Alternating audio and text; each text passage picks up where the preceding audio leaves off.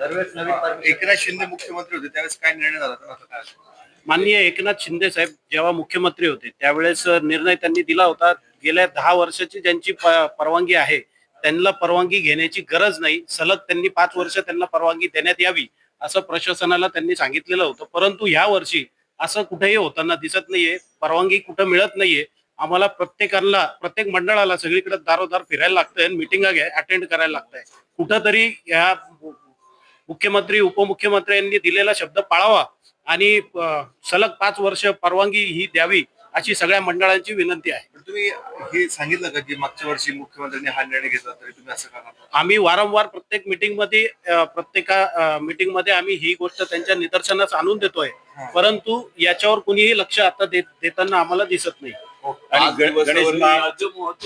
आहे पण समजा मार्ग निघाल्यानंतर काय भूमिका असेल? मार्ग नाही निघाला तरी गणेश मंडळ सगळे त्यांची तयारी पूर्ण करणार आहे. कुठल्याही प्रकारचं कोणाला आम्ही जुमानणार नाही.